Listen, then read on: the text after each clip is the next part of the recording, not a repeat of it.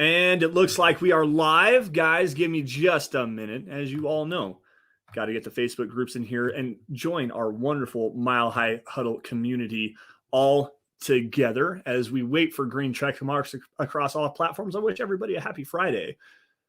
Mile High, hello, everybody in Broncos country. Welcome into another episode of the Dove Valley Deep Divers podcast. I am your host, Lance Sanderson, and joining me as per usual is my good friend and colleague. He is Mile High Huddle's senior NFL draft analyst, the one and only Erick Trickel. And dude, so we went live last Friday, talked about the Jets game, the key critical matchups we wanted to, the Broncos needed to kind of avoid and take advantage of. Didn't get a chance to really talk about the Chiefs game very much, which unfortunately the Broncos dropped another one. So 16 straight now to the Kansas City Chiefs. But dude, this week has been very frustrating going back and just kind of diagnosing and analyzing everything. How are you holding up? How are you doing tonight, my friend? It's good to see you. Doing well. Got a question. Is it tasteless for me to brag a little bit about Broncos being 0-2 after I said last week that by this time this week they'll be 0-2 in their next two games, that they wouldn't win against the Jets? No. Not really. I mean, I don't want to brag about the Broncos losing. It's tongue in cheek, meant as a joke. Obviously it sucks, but I guess moral victories against the Chiefs, like that's what we're going to be looking at. I guess like the defense showed up. Like it was the best performance of the defense of the season, so I guess a bit of a moral victory there. That's a false. It still sucks. You're still 16 straight to the Chiefs. You still lost that. You're still sitting 1-5. Like things don't look good for this team. The defense kept it close, and then the offense fell apart. We haven't gotten a complete game from either side of the ball, and we haven't gotten a complete game from the team as a whole. Like there's very little hope in Broncos country right now. And if you're tuning in for us to try to give you that hope, I'm sorry. Yeah, we are both dead inside when it comes to this Broncos team at the moment, like suffering through what we have suffered for this. Like at least I have the bit of, feel good aspect of I was doing this when the Broncos went on their Super Bowl run. Like those Peyton Manning years, I got to sit there. I got to break down those games. I got to do this. Not the podcast part of it, but I still got to sit there and write about it and rewatch the games and watch a team that I love play good football. Yep. Which also makes it even all the more frustrating that I'm having to suffer through this. You're not wrong, dude. So I joined Mile High Huddle in 2018. We started this show in 2019, August of 2019. So we're on year 5 now. And it gets harder and harder all the time. Don't get me wrong, I love doing my job, guys. I love doing this. I love being with you here on every single Friday night. It's a blast to be able to talk Broncos football. It's a blast to do what we're able to do. But sometimes it gets hard. It does actually get a little bit hard to do it because you just get tired of covering losing and tired of covering bad football over and over and over again. And I don't want to like be the Debbie Downer here and make everybody depressed. This is supposed to be an escape, and it's supposed to be fun for everybody. So let's have some fun and enjoy some Broncos football. But it's hard to enjoy Broncos football when they're playing as badly as they are. Yeah, I want to run to go ahead. Sorry, real quick before we get into this, a reminder. Yes. Next game, Green Bay Packers, October 22nd. That is where the meet and greet will be. I will be there. Lance will be there. Nick will be there. Carl will be there. Everybody that you come to know and love of the Mile High Huddle Podcast Network will be at the meet and greet. It's going to be interesting, though, because in the 2 games that I've been at for the Broncos, they have not yet lost. They are 2-0. But Nick is there, and the Broncos have never won when Nick's been in attendance. So, like, it's up in the air as to what's going to happen with this one. Well, so let me make sure you guys make sure you guys show up. We are, what is it? Lot E. Yes, that we're in. E. Yep, lot E. Look for the big blue Mile High Huddle tent. There'll be a lot of people there. It'll be a lot of fun. Get to sit around and just chat about Broncos football and get to know everybody a little bit better outside of the hour that we have every Friday night. Yeah, it's going to be a blast, guys. I was there 2 years ago. Didn't have the opportunity to go last year, but this year is going to be a gas. I mean, everybody's going to be there. Luke, Nick, Carl. I know Ron White's going to be there as well. Thomas Hall is going to be there. Both of us as well. Chad, Zach, the whole crew on the podcast network is going to be there. I know Dylan Von Arx said he was going to be there as well. So it's going to be a gas. Now, to your point on the Broncos. Being 2-0 when you're in attendance and 0-4, I think is what Nick's record is. I'm 9-0. I've been to 9 Broncos games in my life and I am 9-0. I've never watched it. The only sporting event that I went to where I ever actually have witnessed a loss was a Colorado Avalanche game when I was 12. So like I have a pretty high record. It's something like close to 30-1.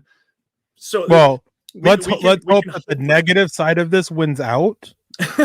And the Broncos get closer to Caleb Williams or Drake May, because we got a $10 donation coming in from Casey Nickel. With the inevitable change coming, let's say Denver gets May or Williams. What is the ideal scenario in terms of players acquired via draft prospects and potential free agent signings? Too early to tell. Like, yeah, I'll sit here and I'll joke about it on Twitter. I'll joke about it on the podcast. Denver's in line. They have the number 2 overall pick right now. They're in line for Williams or May, but there's still 11 games left to play, 12 games left to play, however many games left to play. So it's a long time before we get there, not just for the NFL, but for college too. There are guys who were viewed as first round prospects starting the season that are already viewed as third round day 3 guys. There are guys that weren't getting talked about that are now getting talked about as second round guys. There's still going to be a lot of movement for it. We got the NFL Combine. So players acquired via draft prospects, still a long process before we get there. Free agent signings as well. We could look at the potential free agents, but you have franchise tags. You have guys that are going to re-sign towards the end of the season. There's still a lot of time left for that. And real quick, before I pass it off to you, we got Michael Ronquillo in the house saying, "Good evening, Lance. Eric on the Dove Valley Diapers. Go Broncos." Thank you, Michael, for joining us. Thank you, as always, and thank you for your continued support. Yeah, and couple things here. I want to go back to that comment from Casey. First things first time I've seen your name in the chat, so welcome, and hopefully you enjoy the show. Thank you for joining us. We appreciate your support as well. But an overarching theme here in terms of just what I would like to see the direction of this team. If they do finish with the number 2 overall pick, they get Caleb Williams, Drake May, whichever one falls to him, whatever. The overarching theme here is this team needs to get more talent no matter what. It doesn't matter if it's at the quarterback position, which Russell Wilson, Eric and I have been doing a lot of film breakdown together specifically. We spent 2 hours today watching through the Chiefs game from last night and just trying to get stuff broken down. We spent Monday afternoon, I believe it was, for an hour and a half as well, breaking stuff down from the Jets game, just trying to see, what is actually happening here. Russell Wilson is playing well, but he's not playing great, and that's a problem.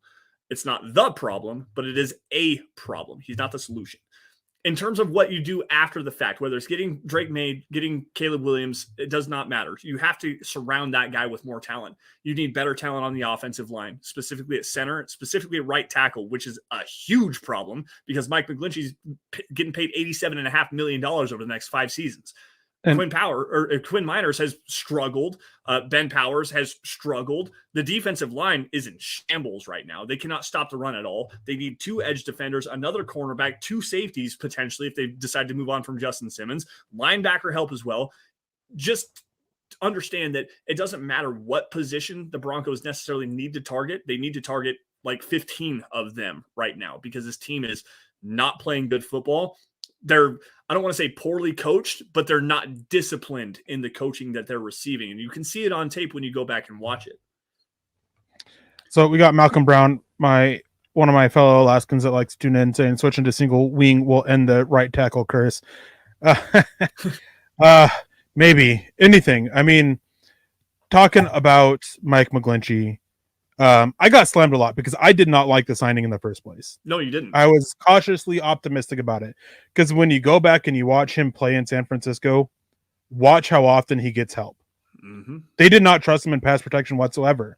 And when they did leave him one-on-one pass protection, a pressure or a sack consistently, they trusted George Kittle more in one-on-ones against top edge rushers than they did Mike McGlinchey. Mm-hmm. He is a solid run. He's a solid run blocker, but he cannot be relied upon in his pass protection. Hated the contract. It was a massive overpay, I felt. And while it is still very early in his contract, he is trending in the wrong direction. Part of our topic today is going to be going over my grades. You guys will get a little bit of an insight into how that works. I can break down the process a little bit that I go through to hand out my grades. And in today's grades that I handed out for the Chiefs game, one of the things I mentioned was that aspect about Mike McGlinchey, about how little rarely he was on one-on-one and how he's already trending to be one of those players that's cut after a year or two of this massive contract because it was a massive overpay, which for the Broncos, they kind of had to do. They desperately needed offensive line help. They had to go out there and they had to overpay these guys because they were a bad team. So extra money helps incentivize players to come join bad teams. Phil McLaughlin comes in and says, hello, Lance and Eric. I really thought after last year this bull crap would be over. How disappointing. So there's a lot wrong with this Broncos offense, and it has been all season long. People can point to the statistics all they want. But when you go back and you watch the tape of this offense, you can tell that there are throws being missed by Russell Wilson. There are yards and points being left on the field by Russell Wilson. The offensive line isn't making enough blocks in the passing game. They are not making enough blocks in the running game.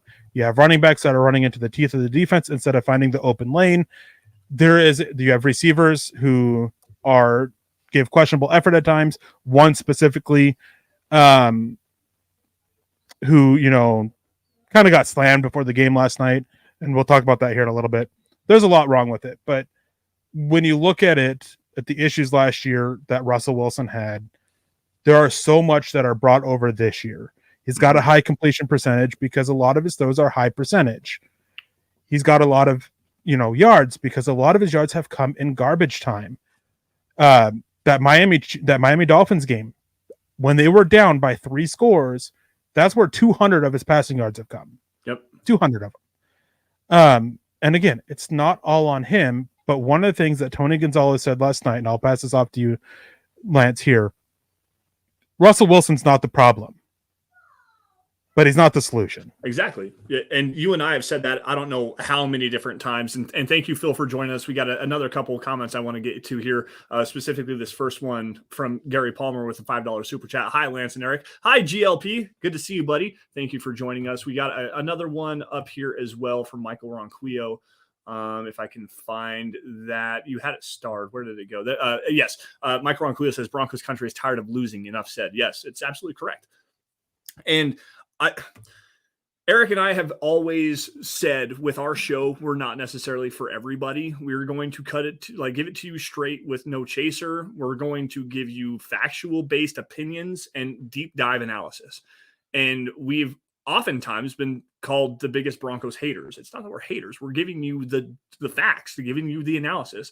And like I said, we spent 6 hours, probably somewhere around the 5 to 6 hours worth of this week together on StreamYard behind the scenes, watching tape together because we could do that. And I wish that we could pull some of the stuff that we were watching and show it to you guys to give you a real true example of what we're talking about. And why Russell Wilson may not be the problem, but he's also not the solution. He is the incorrect answer right now. I want to get into the Frank Clark thing really fast here in a second, but go ahead and get your point. I want to finish this, though, because I got something. I'm going to try to drive it home here with the first interception to Nick Bolton that Russell Wilson threw, because this is what we're talking about. If you go back and watch the play, you will see exactly what we were talking about and have been talking about for the last year, at least to this point. I just want to say happy late birthday, Michael. Yes. I thought your birthday was yesterday. Happy late birthday. I hope you had a good one. It's always great when, you turn a year older. Well, I guess sometimes it's great when you turn a year older. But I hope you had a wonderful birthday, and I hope you have a wonderful year to come, and everything goes your way. But apparently everything except for Broncos football, because the team sucks, unfortunately. I can't control it. Well, you know what? It may actually turn out for the better if we get the fire sale that we want to get into. First things first, we'll get to the Frank Clark stuff here in just a second. I want to elaborate on my point here. Talking about Russell Wilson. He threw an interception last night to Nick Bolton, and the commentary behind it was he needs to see Nick Bolton. He needs to understand that Nick Bolton's there and that he can't make that throw. We digress. Eric and I watched this play probably 10 times together and identified what was going on here. Russell Wilson takes a 5-step drop. And when he hits the top of his drop, Jerry Jeudy's actually coming in on a curl route. And he's going to sit down into a wide open hole in the zone. There's a throwing lane that's like 10 yards wide between the cornerback and the linebacker, Nick Bolton, underneath. Russell Wilson, when he hits the top of his drop, when he should be releasing this football, then takes a double hitch. He takes 2 steps forward and then throws the football late and also slow, allowing Nick Bolton to then break on the football. And kudos to Nick Bolton for identifying what's going on in front of him. But he also makes a play that was completely unnecessary, because if Russell Wilson throws the football off of his back foot, not only does he have Jerry Jeudy wide open, I believe it's Marvin Mims running a corner route that comes wide open as well. Like throwing with anticipation, throwing with timing, like identifying blitzers, identifying your reads, understanding what's going on defensively, understanding where your offensive linemen are protecting, understanding what's happening around you is not happening with Russell Wilson right now. And that's a problem. He is playing better. He's playing with a high completion percentage. He's, everyone's comparing him with Pat Mahomes until these last couple of games in terms of his statistics. Statistically, he's playing great. But also behind the scenes, you have to understand that we're not coming at this in terms of wanting to destroy Russell Wilson. We're bringing you the critical analysis and stuff that we're seeing when watching this tape for hours and hours and hours. And it sucks. It does absolutely suck that we have to be here to bring it to you the real way and not just blow butterflies and rainbows out. I hate that we have to do it. I want to break down good quality play. And Russell Wilson made a couple of really nice throws in the game against the Chiefs. He made a couple of really nice throws in the game against the Jets. A handful of throws against the Bears. I'm like, that's vintage Russell Wilson. But he's gun shy. He's not seeing it properly. He's not executing it properly. And that's a problem for this Broncos offense that needs to be addressed correctly by actually understanding what's going on around him. And Ronnie coming in and saying, I still think Russell doesn't trust his receivers. I think there's some merit to this. I do too. When watching him, he's been very gun shy this year. Of just throws that he would make 100% of the time in Seattle. He's not even willing to risk here. And it's a situation where if his guy doesn't have like 3 yards of a circle around him of separation, he's not even going to look his way. And it's hurting the offense because you still have to make those tight window throws. You still have to. That you can't be a successful NFL offense by just cherry picking those throws like that. You have to make those tight window throws. And last night against the Chiefs, when he started to do that a little bit, when you have a guy like Courtland Sutton who can draw defensive pass interference on contested catches or make them, well, then we got a defensive pass interference. He made another contested catch to move the ball, and then he had a contested catch for a touchdown. So the whole thing, the argument of the receivers not getting open also has to go out the window a little bit. And coming back to that, we have another thing from Phil Irish. Says Russell processes slowly. Fact, he does. It's always been an issue. He struggles with his pre-snap reads. He struggles with his post-snap reads. His pre-snap reads have been a significant issue against both the Jets and the Chiefs. The Jets especially. They ran the same pressure package against them 7 times. Each one of them ended in either a sack or a pressure turned into completion. And this includes the strip sack fumble touch return to secure the win for the Jets. It was the same pressure package on the 2-point conversion that the Jets stopped, but there was a penalty, so the Broncos got to try again. Those are 2 of the times that it happened. He doesn't process it. Against the Chiefs last night, they ran multiple of the same blitz disguises, and Wilson didn't adjust to it. He struggles with that. Receivers are not getting open. Fact. That's not entirely accurate. I'll see if I can find the tweet about it. But the Broncos receivers, Brandon Johnson being the lowest one, are averaging at least 2.5 yards per separation or of separation per route run. Yep. They are getting open. And the thing is, when you go back to it, is you still have to make tight window throws. You still have to be willing to try to take those shots into tight windows. And Russell Wilson isn't. Yep. Offensive line below average in pass protection. They're not great. They're not below average. In fact, when you look at all the analytics for it, they're inside the top 12. I think they're 11th or 10th. I can't remember exactly which. The issue is their issues are exasperated by a quarterback who is struggling to adjust the line to properly take the blitz that's coming. Or get the ball out quickly enough. Getting the ball out quickly. But specifically, what I'm getting at is how many times have we seen a free rusher get at Russell Wilson?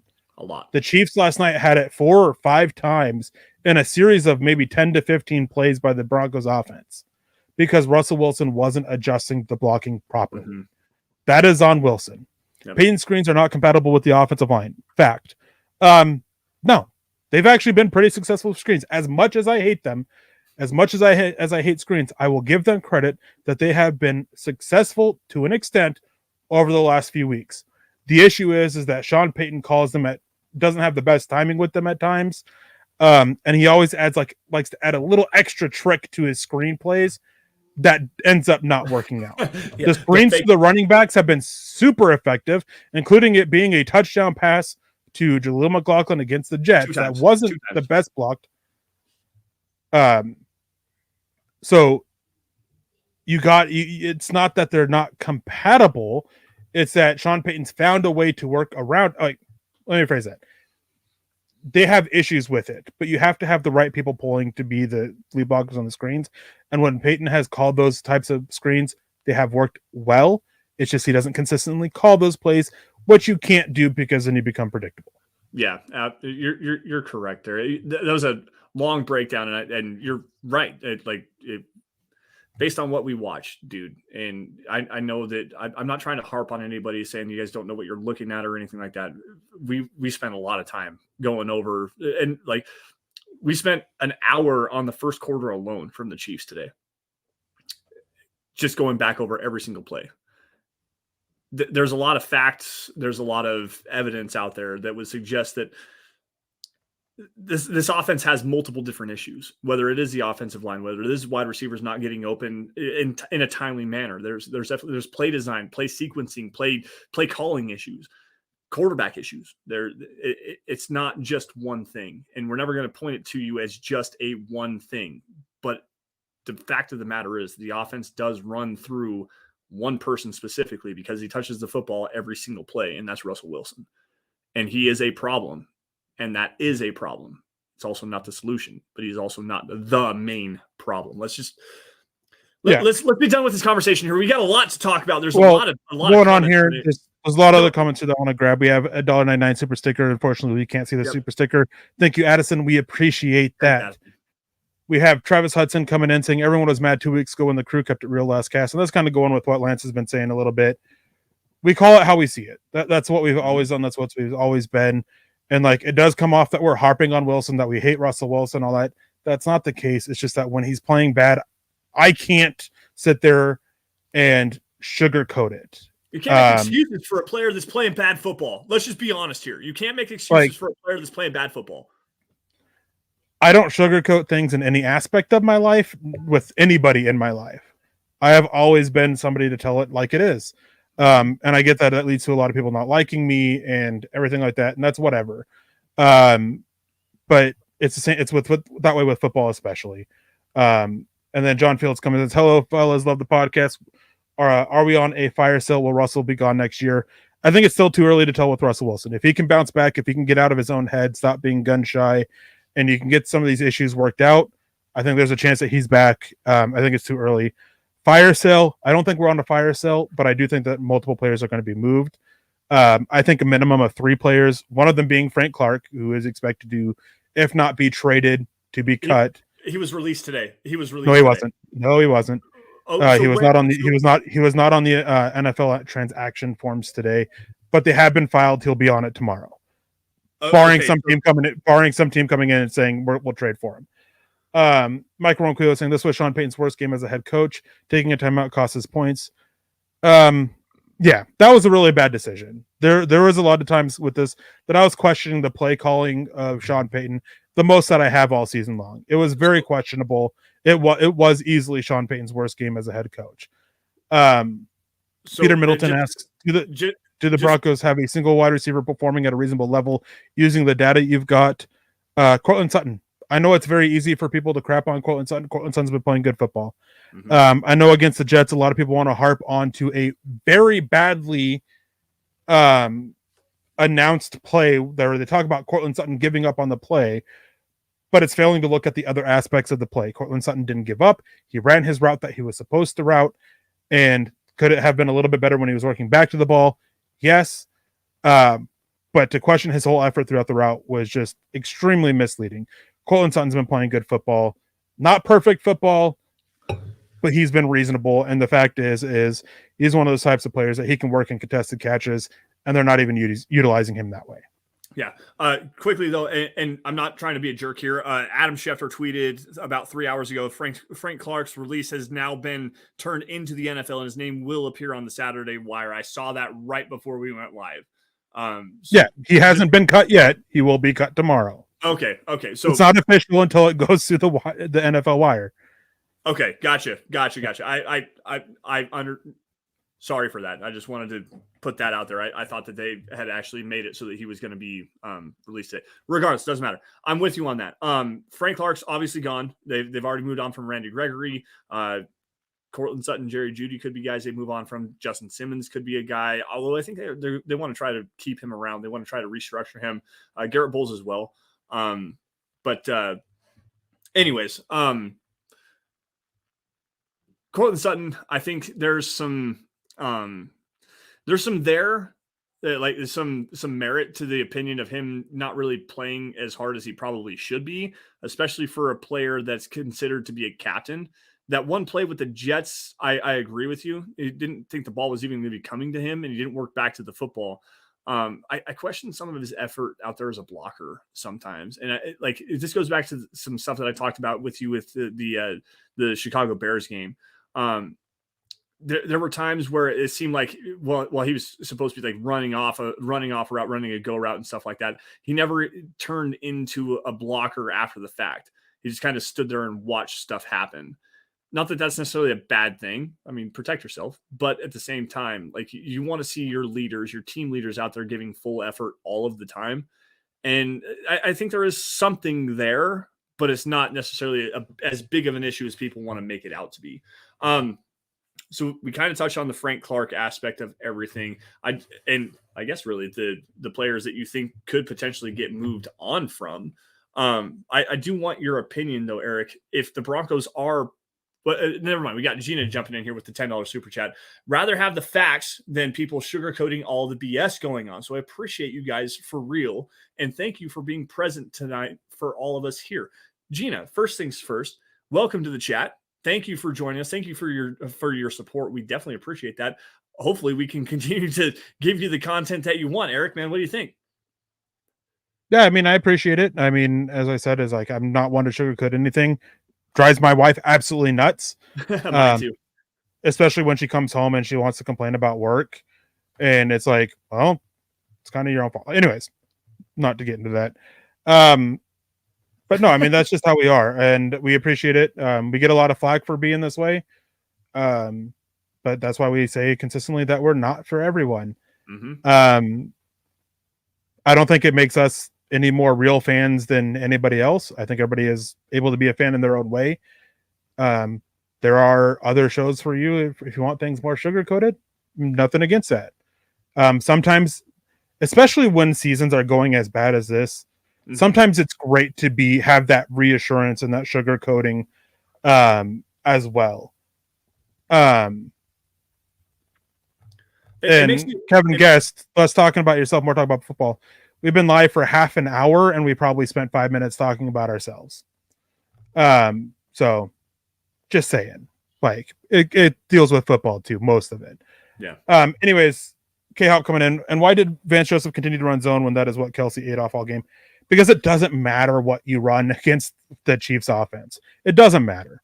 Travis Kelce will find a way to get open against man. He will find a way to get open against zone. It doesn't matter. And the issue, and part of the issue of Vance Joseph is he's tried mixing it up. He's tried calling more man, and it's just creating confusion. Mm-hmm. There were multiple times against the Jets where you had one player who was running man coverage, or one or two players running man coverage, and the rest of it was running zone. And then after the catch was completed, they'd sit there and look at each other like, why were you doing that? So it's just created a lot of confusion. They've been coaching zone. They've been working zone. Just sticking with it. Like, rather, at least they kept the super big plays, big touchdown plays from happening that way. I guess moral victory there, but it just comes down to it doesn't really matter. Well, and the big thing here that I wanted to bring to this discussion is forget the scheme for a minute. And I understand Vance Joseph hasn't really called a great defense because he's calling something that he's not necessarily familiar with. He's trying to hybridize his cover 3, cover 1 concepts with the Vic Fangio concepts of cover 4, cover 2, cover 6. And it's not working. Players are lined up out of position a lot. And that's definitely on Vance. But when they do line up correctly, these players aren't executing their technique. I mean, we watched this against the Kansas City Chiefs earlier today. There was a play where it was a little jerk route from Travis Kelce over the middle of the field, and Alex Singleton was so lost in coverage after Travis Kelce ran behind him, he didn't even know where Travis Kelce was at. Turned around, looked the other way. Kelce's behind him, receiving the football over the middle of the field, wide open for a first down. On that exact same play, Damari Mathis looks like he's playing cover 3 when it's supposed to be a man coverage. He's 20 yards off of the line of scrimmage, and Sky Moore is standing on the sideline wide open. There's not even a linebacker around him. Josie Jewell is still down and working in the flat.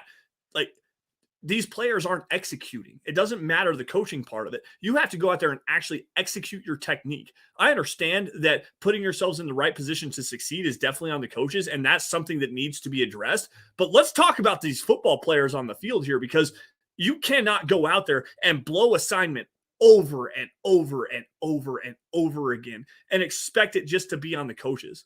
You have to hold yourself accountable and start to just play better on the football field. Because that's what it is. The coaches can call the plays. The players have to go and execute it. And this defense is not executing. I don't give a damn that they held the Chiefs to 19 points this week, and the Broncos ended up losing. The Chiefs moved the ball at will. Travis Kelce had 109 yards in the first half receiving. They had 395 total yards. Patrick Mahomes threw for 309 yards passing. That's not good defense. They got bailed out because the Chiefs couldn't execute in the red zone. And if they could, it would have been 38-8, not 19-8, guys. We have to understand here. There's some give and take, and some honesty needs to go to. Yes, the Broncos made the plays when they needed to, but they also got destroyed between the 20s. That's a fact. Yeah. And got some more comments here that I'm going to get through real quick, and then I'll pass it back off to you. We've got Karen Haynes coming in. It's been a while since I've seen you in here, Karen. Hi, Karen. Appreciate you joining back up with us. Says, what were we truly expecting with the lack of talent because we never draft and develop? We just give up on them because either the coach is mad or they weren't a first rounder, so no chance. What first rounder? I agree with the premise here is the Broncos have been terrible at drafting and developing. But the issue is that the players have to show enough to sit there and continue to be working with them. Yep. And you are 100% spot on. If you are not a first rounder, the farther away from the first round you get, the shorter your leash. You get lesser opportunities to show what you got. And if you don't make the most of those, you're gone. Like, unfortunately, it's a sad truth of the NFL. It's a big reason why I think there needs to be a developmental league. There's got to be something to help develop players. 100%. A lot of the Broncos draft picks also have been dealing with injuries. They can't stay healthy, or they take those opportunities and they just completely bomb with them, which leads us to Damari Mathis. Was it a scheme change that made Mathis crash so hard? No, Mathis's end to last season was vastly overrated. It was better than his season start, but it wasn't great. It wasn't good enough to where he should have been handed the number 2 job, period. And he was handed it. Like, even if Riley Moss didn't get hurt with his muscle injury in the preseason, it was still Damari Mathis's job. Yep. And Damari Mathis, this is a scheme that fits him well, because if he was able to work well in the scheme last year, it's the same scheme. It's the same scheme. The coverage scheme that they are doing is still the same thing that he was doing last year. His technique has just gone out the window. His awareness has gone out the window. And so many other issues, which leads me to this one from Colin Wood. Did Mathis ever explain why he went after the blocker instead of tackling Mahomes? No, but I have a pretty good idea as to why he did. I do too. Go back to last year. Mm-hmm. Broncos Chiefs. Patrick Mahomes is running it. Damari Mathis comes up to go hit Mahomes. Mathis dumps it off behind him for a huge gain to the wide receiver On third down. That's why. Mm-hmm. But the issue is Mathis lost complete sense of field positioning and field awareness in this one to realize that Patrick Mahomes had already crossed the line of scrimmage. I think it was just a mental lapse for him remembering that play last year and just making sure the wide receiver wasn't a problem. Mm-hmm. But there's another element to this. For as much crap as Damari Mathis deservedly should get for this play, Alex Singleton should get just as much because he had just as big of a problem with that. Alex Singleton was terrible against the Kansas City Chiefs, and that's just an abject fact. He was terrible. He was terrible in coverage. There was another play. It was a Travis Kelce over route that he was wide open. Runs through Josie Jewell's zone on the over route. And Alex Singleton's supposed to be playing, the first down line in his zone, which is the flat zone. He's supposed to be playing the high part of that zone, which is about around the first down line. And he's playing about 3 yards off the line of scrimmage. Mathis is gone. There's no one there. And Kelce's wide open for another first down. It happens over and over and over again. Alex Singleton, for as good of a tackler as he is, a C-ball, chase ball linebacker, is fine. But when you're being primarily tasked in coverage against a guy and understanding where your zones are at against a guy like Travis Kelce, who will pick you apart if you don't understand your depths and where you're supposed to be in your zones, it's not the problem. It's a problem, one of many, and the Broncos have to figure all of that out. Phil McLaughlin jumping in here. I want to grab this because this is one that I've been pounding the table on for a long time, and Erick is pushed back a little bit with me, and I understand your position on this, but let's get into the premise of it. Phil asks, is there any reason why Marvin Mims wasn't used more last night? Saw him on kick returns, but that was it. He played 12 snaps on offense out of the 53 snaps that the Broncos offense were out there. By the way, only 11 of which came in positive territory, so on the Chiefs side of the football field. That's a problem. To me, Erick, I want you to give your line of thinking here, and then I'm going to give you my not necessarily hot take, but one that I think that we need to address a little bit more. What is the reason here that the Broncos aren't utilizing Mims as much as people think they need to? Well, there's a couple reasons, and one of them, it would be specifically applied to the Chiefs game. The biggest reason why is they have a logjam at receiver. I would expect if they trade Jerry Jeudy and Courtland Sutton, I wouldn't be surprised if both of them get moved before the trade deadline. Mm-hmm. You clear that logjam, you're going to end up pulling up Traquan Smith to be one of your receivers. Traquan Smith, Brandon Johnson, Marvin Mims, there's your top 3. No ifs, ands, or buts about it. Part of his issue is also he has not translated his blocking to the NFL level as it was in college. Right. So right there, you're limiting it play on the field. And Jerry Jeudy is already your tell for if you're going to pass or not. Jerry Jeudy has the second most receiver snaps. He's barely played as on rundowns or running plays because he's just terrible. His effort's bad. He's got to go. His attitude's bad. Like I see a lot of people talking about in the chat. There's a lot of issues with Jerry Jeudy. I think the effort question that people have with Courtland Sutton is much better applied to Jerry Jeudy, and that they're just dogging on Courtland Sutton for some reason. Maybe it's because his statistics aren't as good as what it's been or what he's been or what they hope, but it's not just his fault. Another part as to why Marvin Mims was not used last night as much, he fumbled twice against the Jets. Yep. Plain and simple. In talking about developing players, you can't fumble twice. You can't muff a punt, and then you can't let a ball go through your hand on a pitch. Was the pitch great? No, the pitch was bad. The pitch was high. Well, but it still goes right through Mims' hands. And what's his number one job? What's the receiver's number one job, Lance? Catch the ball, right? Catch the football. So when you fumble twice, you're going to take a hit to your usage. Well, and until you start to show that you can be relied on again.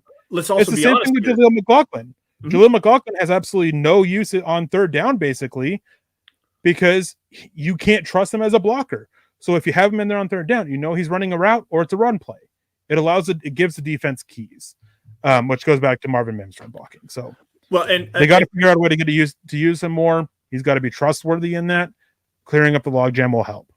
Yeah, and to add to your fumble issues, let's not forget he muffed a punt or muffed a kickoff in Chicago. Muffed a kickoff, and the Broncos were lining up at like their 4-yard line in the third quarter, I believe, is when that was. And the Broncos ended up scoring a touchdown out of that, which was that was they punted out of that possession, I think.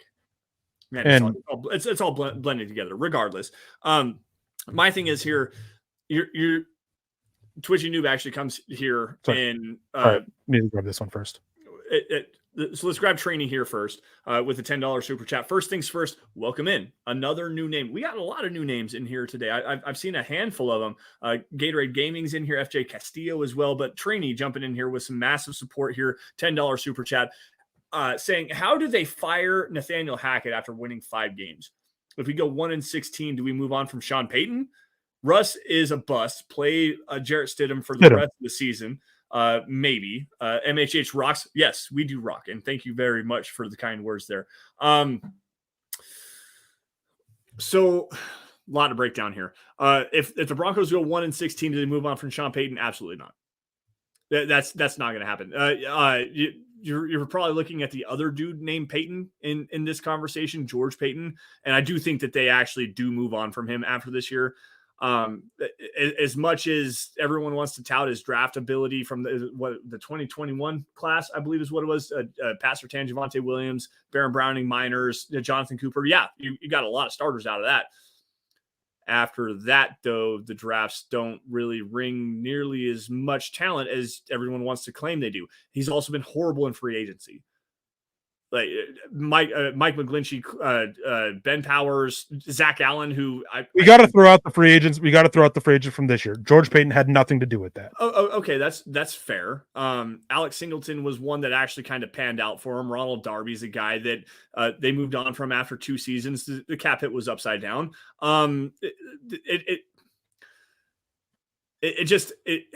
It doesn't necessarily make a lot of sense to keep a guy like this that has built this roster for the last 3 seasons. And yes, Sean Payton has a hand in this year.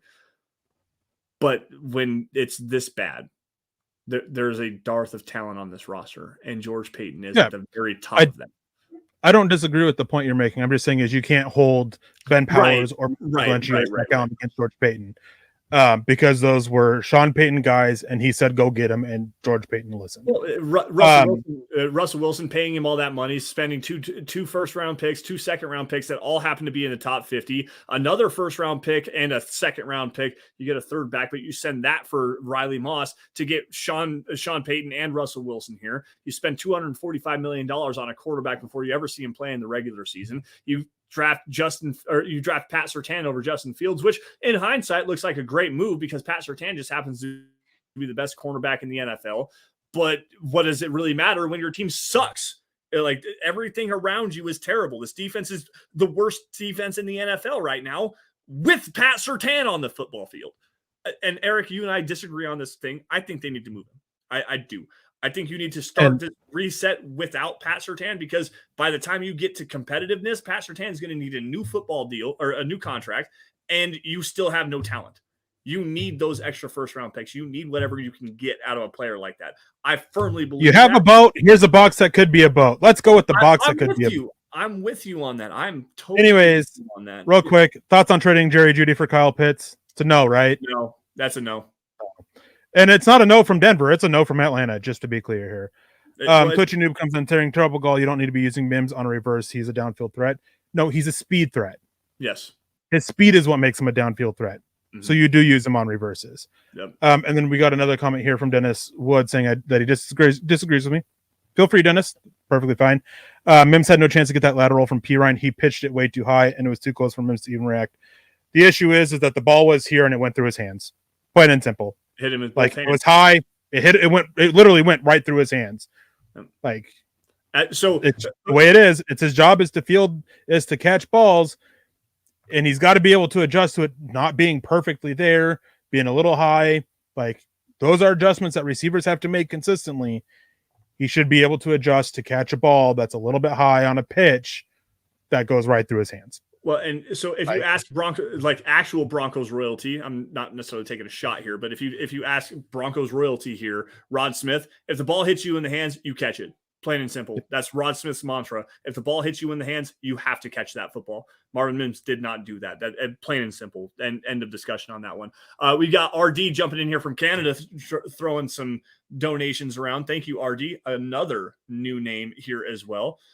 Saying, I agree that the players played bad, but if the linebackers and cornerbacks are not prepared or can't execute zone coverage, when you know you're playing the Chiefs, whose biggest weapon is Travis Kelce, the coach failed. So here's the thing, dude, and this is in no disrespect. Welcome in, thank you. I'm gonna kind of come at you a little bit, but the thing is you can't play Travis Kelce in man coverage either, because the Broncos tried that with Pat Surtain, and Pat Surtain got beat. Like you have to maintain and play to your player's strength, and Pat Surtain is one of the best man coverage cornerbacks in the NFL. He's the best cornerback in the league. Travis Kelce just happens to be a Hall of Fame tight end that understands how to beat zone and man coverage. I'm not going to disagree with you that when you're playing primarily zone and your linebackers have no idea what they're doing, not to say Josie Jewell doesn't have any idea what he's doing out there, but Alex Singleton was not great. You've got two cornerbacks out there, and Damari Mathis and Jaquan McMillan. For as good as he played, there were some issues there as well. When you have players that can't execute, you have to point to the players that can't execute. The coach can only do so much with the players that he has, and he has to call his defense. He has to call his scheme. Your players have to go out there and do better. It's on coaching to make them do better, to make them understand the assignments they're supposed to be performing, but they still have to go and do it. And they also need a coach who isn't calling third down long coverage plays on first down. Oh, I don't disagree with that either. I really don't. We can sit here and we can go in circles about the defense. We can look and blame at the players. They deserve plenty. They are struggling. They're not executing well. They're not winning one-on-ones up front. The linebackers are not being super aware of their zones. The secondary is getting confused with what coverage they're running because Vance Joseph is trying to change it up. He's trying to match his heavy man scheme with Vic Fangio's heavy zone scheme, and it's not working. Yep. It's just creating the mess that we are seeing on the field. And then when you look at it all, it comes down to the fact that Sean Payton wanted a very specific scheme coached for the defense, and he hired a guy who has absolutely no experience coaching it, who has no clue what coverages work best when, and we're seeing it fall flat. He's calling coverages that should be third and long on 1st and 10, or second and short. He's calling coverages that you use on run downs, on obvious passing downs, leaving the center of the field open because it's asking the linebackers to play closer to the line for that. Yep. So we could just go around and around in a circle. Everyone deserves blame, but it always starts with coaching. Always, 100%. It starts with coaching, especially with defense. Especially when it is a coach who has no familiarity with the scheme that he is calling. Yep. Switching real quick, going back to Marvin Mims' fumbles. He says Sutton fumbled twice as well against Miami. He did, but there's also a difference here that Sutton is a proven receiver. Marvin Mims is still a developing receiver. Mm-hmm. Like, that's the way it is. The more experience you have, the more well-known of a player you are, the more of a leash you get. Mm-hmm. It's the way it is. Yep. Is it right? Is it wrong? It's both. But yeah. So I want to go back to VJ and what you're talking about with the coaching. And you said something that's very poignant and something that I don't think gets necessarily addressed enough. And Eric, you and I went back and forth on this. I believe it was Monday. Because after the Jets game, I was rather frustrated with the response of Sean Payton. And I don't think that he's holding himself nearly as accountable as he needs to be. I know you can say the right things and say those, it falls on me and stuff like that. But your decision-making in terms of building this roster, in terms of building this team, in terms of building your coaching staff has been a failure, and you're not the one to be there to stand up there and take over the buck. I believe Sean Payton deserves a lot of blame here for the struggles of this defense by hiring Vance Joseph. Plain and simple. You wanted something, you went out and got something completely different and said, make it this. And it's not working. And that's on Sean Payton. I think Sean Payton needs to be held accountable a little bit more than what people want to. This is not to say that he needs to be fired by any stretch of the imagination. I think he's the right guy. I think he's the guy that needs to be the one to turn this franchise around. It's going to take 2 years now, but I do think that he's always going to take 2 years. It was going to take 2 years 3 years ago, guys. We're 2 years away from being 2 years away from being competitive. Like that's how bad this team is right now. And I know that sounds crappy, but look at the Houston Texans. At least they did it the right way. Sure, they had Bill O'Brien, and they knew that they were a floundering, sinking ship with a bad quarterback that didn't have it. They went out and got Deshaun Watson. That was great. But then they moved on from DeAndre Hopkins. They moved on from Laramie Tunsil. They went and acquired it. Sorry, I'm misremembering everything. Regardless, the Houston Texans, they fire saled everything. They got rid of as much as they possibly could and started over from scratch and saying, you know what? This roster doesn't have talent. We need to hold on to the players we can get. They went and got Laramie Tunsil. They moved on from DeAndre Hopkins. They moved on from David Johnson. They moved on from multiple different David players. Johnson sucked. David Johnson sucked when he was they moved on from him at least when they needed to. Regardless, my point here is, guys, the Houston Texans knew that they were 2 years away from being 2 years away from being competitive, and they were going to flounder for 2 years. And when they finally had enough pieces built up to where they could actually go and get a quarterback and start to refresh the organization from top to bottom, they did that. They went and they got the right coach. I think DeMeco Ryans is doing one hell of a football job down there. He's doing a great job coaching those guys. CJ Stroud, for as much as everyone wants to hate on him, I think he's playing great football. I think he's going to be the future of the franchise at the quarterback position. They just need to surround him with some weapons. The defense needs overhauled still as well, but they are now 1 year away from being competitive. I firmly believe that. And with CJ Stroud playing behind the offensive line and the running game that they have, get him a couple of weapons, that dude's going to be great. The Broncos need to start that kind of rebuild. They need to do that. As much as I would love to get Caleb Williams or Drake May, sure, that'd be awesome. The Broncos don't have enough talent to even put around him to make him successful at this point, unless they start moving everybody. And that's where my take with Pat Surtain comes into this whole thing. I love Pat Surtain. I think that he's... Yeah, I'm going to skip over what you just said because... it didn't make sense. No. It made sense. It's just, it's beyond Pluto at this point. With it, there's a lot. I'm tired of seeing that this team doesn't have talent or anything like that. It doesn't have a lot of talent, but they do have talent. They do have talent on the offensive side of the ball. Yeah. They have the pieces to sit there and put around a young quarterback and try to sit there and fast track this rebuild. They just got to do it. And I'm not sure if they will. There's a lot of time left. They still have a lot of time to figure out, do they want to commit for 2 more years for Russell Wilson, or do they move on because of his option that guarantees on the 5th day of the new league year in 2024, that guarantees his 2025 salary. That is why if they pick up that option, they are committing to him for 2 more years. Whereas they can post June 1st, cut him, get out of his contract, eating dead money that equals his cap hit in 2024, taking the extra cap hit in 2025, and capitalize a little bit more on a rookie quarterback contract 2 years down the road. But that's beside the point. Sean Payton came into a mess. He did. Yep. Came into a mess that should have been rebuilt the year after the Super Bowl.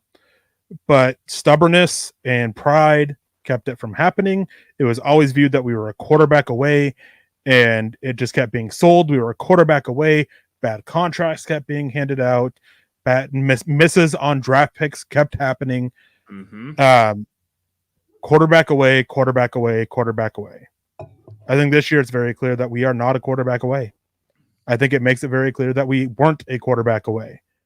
It is very telling that the best season that we've had since the Super Bowl season was with Trevor Siemian at quarterback and Teddy Bridgewater at quarterback before he got hurt. Yep. A lot of people expected a year 1 turnaround by Sean Payton because of his history. That was never going to happen. I remember seeing a lot of the offseason that this year the Broncos are going to win the Super Bowl. And it's one thing to have faith in your team, but it is another thing to where you firmly believe that the Broncos were going to win the Super Bowl, and anybody who disagreed with you were wrong. And we dealt with that a lot. Yep. This team was a mess. Last year, a lot of people point to the defense last year. For the first 8 weeks of the season last year, the defense looked fine because the offense was such a mess that the opposing offenses didn't have to play hard. They didn't have to worry a whole lot about the other team driving up the score. They didn't have to play a full game, so it helped make the defense look better. A lot of teams tried out stuff that they didn't do for the rest of the season because it was a team we're trying it on, just like the Kansas City Chiefs did on offense last night. So then the players on defense start getting hurt, and everybody starts to see that the defense is struggling and falling apart. I think it's after week 8, they went from being top 5 in a lot of advanced statistical categories to being bottom 3 in all of them. But they were a bad defense before that. Not a bad defense. They were an overrated defense. They were a solid defense. This year, we're seeing the same thing on the offensive side of the ball. Defense is terrible. Teams' offenses are playing the defense differently because defenses are playing the Broncos' offense differently because they know the Broncos' defense is terrible. So the offense looks decent. They put up good stats. But they've gone into the halftime at home 3 times with a lead for the offense to come out and do nothing. Yep. Get a game where the defense holds the Chiefs' offense to 19 points with some help from the Chiefs' offense, mind you, with some of the mistakes that they made and the decisions they made. And the offense couldn't muster more than a single touchdown drive. 11 plays in positive territory. 11 plays in positive territory in that game. Go ahead. This team was a mess that Sean Payton came into, and I understand why a lot of people are so quick to go to coaching. Because as I said earlier, it all starts with coaching. But Sean Payton's not a miracle worker. He is a bit overrated as a coach. Not that he's bad. Right. He's just the hype around him doesn't match the product on the field before this season. And I think that it's become very easy for people to blame Payton and only Payton for this mess when he didn't create it. And he's trying to get people or trying to get this team out of it. He's trying to rebuild it. No, and it's going to take some time.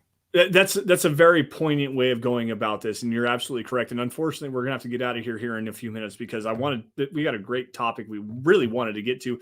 Eric, what do you feel about doing a recorded show? Maybe throwing that up on the YouTube channel. Would we be able to do that with your grades we wanted to get to? Because we don't have time to get into that anymore tonight. We'll talk about that maybe after the fact. Sorry for planning the show on the show, but I think that Broncos fans need to really understand that, like Karen says, and like Eric just went on his long diatribe there, it was a mess. It was absolutely a mess. And this team, while it does have talent, it still lacks talent. It lacks depth. It lacks players that understand the game of football, understand how to go and make plays. It lacks a winning culture.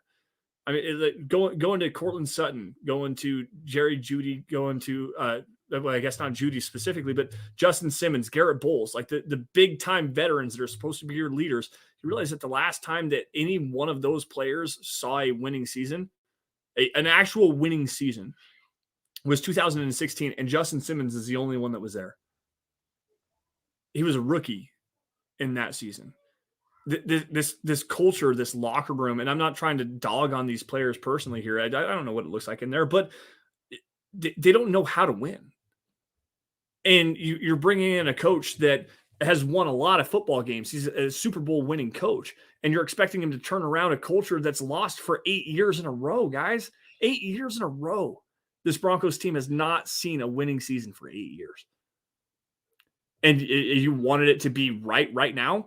I firmly believe that Broncos country, and while we do love our players, I love every single Bronco player that has ever existed. I bleed orange and blue, like seriously. But we've all completely overestimated and overranked the talent that we have on this team. And it's been going on for a handful of seasons now. And yes, as Karen says, as Eric says, it's a mess. And it's going to take some time for us to clean it up. And that's just all there is to it. You can't have it any other way. I'm not advocating for the Broncos to tank. I want them to win every single game. I want to cover a winning football team.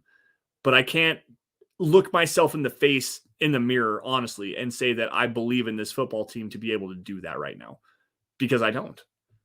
And I think that's where we're at with this fan base right now. I think that's where we're getting a lot of the positive reaction we have even tonight. We've been telling it true for a while, and it's unfortunate. And I'm not trying to pound our tables here. And Gatorade Gaming jumping in here says, I think Peyton wants to draft his quarterback.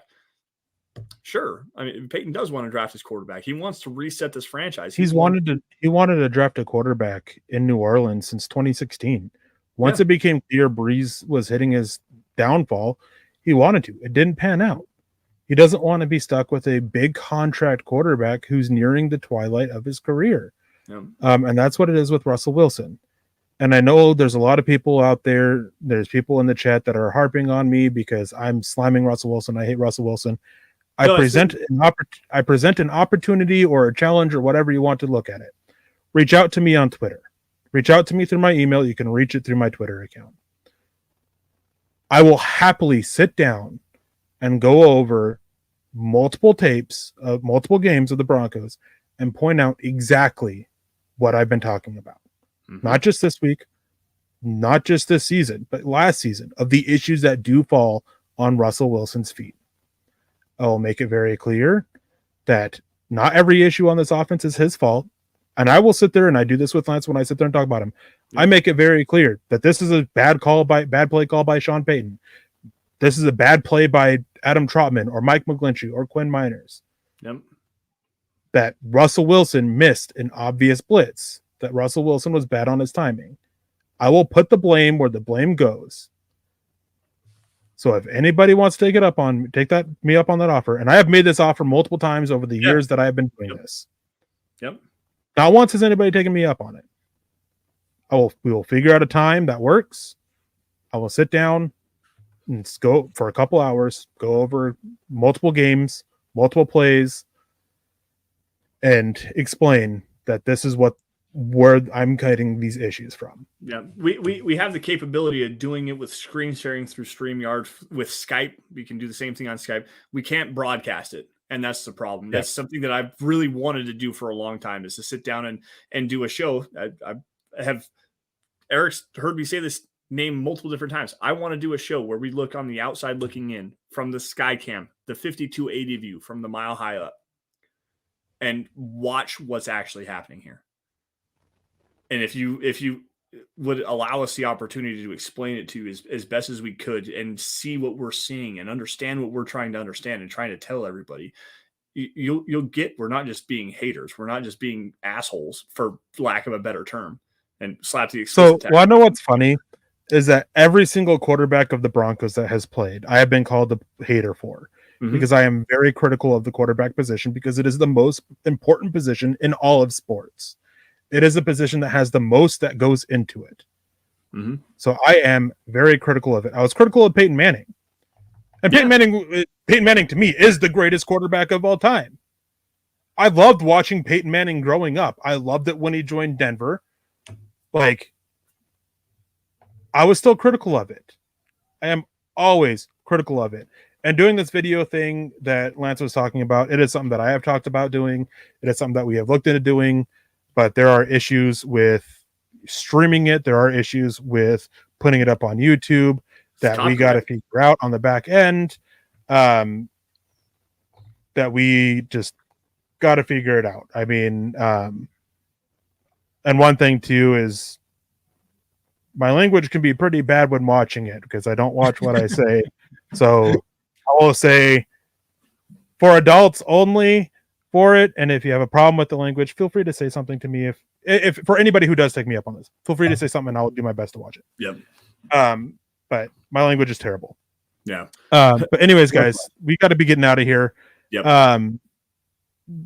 As we said, when we came up with the idea for Dove Valley Deep Divers, before we knew that it was going to be like this, we were talking about trying to do a YouTube channel of breaking down plays and figuring that out. Yep. We love it. It's fun. It's easy to see what it is. And it's easy to sit there and say, that's not true when you have somebody just talking about it. But when you see it, well, seeing is believing, right? That's the saying. It's getting near the holiday times, Halloween, and then nobody cares about Thanksgiving and then Christmas. Hey. Thanksgiving. But we got to get out of here, guys. Hope to see you guys on October 22nd for the meet and greet. Yep. Next week, a little bit of broadcasting news. Lance won't be here. Lance will be out of town in a roundabout way, making his way down to Denver. I believe at the moment it'll be Chad joining me for the podcast due to a lot of other people traveling, for the meet and greet. It might be a little bit shorter show. It might be just me. Don't know fully yet what it will be. It might be a little bit shorter as well because basically this time next week, I got to be out of my office, getting my stuff together and be getting to the airport. Yeah. Because my flight, it leaves, I have to be there within an hour and a half after 7:00 Mountain Time to leave to start my journey. But yeah, hope to see you guys there at the meet and greet. It's always a blast. It's always fun meeting new people. K-Hop Eric, isn't your flight like 20 hours? It's going to feel that way. I'm sitting next to my brother on my flight, bringing him along. Man, it's going to feel like this. It's going to feel like it's going to be it's a 3-day trip that's going to feel like I'm going to be spending a week on an airplane next to my brother. No, it's 22nd's his birthday as well. So it's going to be taking him to the game for that. And Lance, fair warning, we have to make sure he doesn't drink a whole lot. No promises. You know me better than that. No, we have to because otherwise I'll have to leave him in Denver. He doesn't handle it everything. Maybe next week for Halloween, since Halloween will be coming up, or a couple weeks. Maybe I'll talk to Chad and see about doing a show in my Halloween costume. Family's going as Mario and Luigi and Princess Peach this year. Anyways, guys, I'm keep rambling on. It was a fun night. I enjoyed the show. Thank you guys. I'm excited for the meet and greet as well. Hope to see a lot of you guys there. Have a wonderful evening. Have a wonderful weekend. Enjoy the fact that there's no more Broncos football this weekend. We get a little bit of a break. Yeah. So enjoy that as well. Stay safe. Have a great weekend. Yeah, Eric pretty much touched everything there. Again, next week, the 22nd, 11:00 is when lots open. We are going to be there in Lot E for the Mile High Huddle meet and greet. Look for the big blue tent and all of I think there's 4 Mile High Huddle flags that you'll be able to see from pretty much anywhere. Come find us. Come hang out. Let's have some fun. Let's eat some food. Let's drink some beers. Let's whatever we want to do. Have some fun and just. I'll pull up Russell Wilson tape on my phone and I'll. I'm here. Hey, we actually got asked about that. Like host a show at a local bar and let's just watch tape together. I'm here for it. Like you want to sit down and actually watch some tape with us? I'm here. Let's do it. Mile High Huddle meet and greet October 22nd at the Green Bay Packers game. Lot E, 11:00 in the morning as everything starts. Make sure you guys are there and in attendance. I cannot wait to see every single one of you, including this ugly son of a you know what on my Big Boss Nass. Just call me Big Boss Nass. Big Boss Nass. Sorry for anybody's ears who that may have hurt. You all stay safe and take care. Make sure you have a great weekend. We will see you guys. Well, maybe not me. We'll see here, but we'll see you guys same time, same place next week. And as always, go Broncos.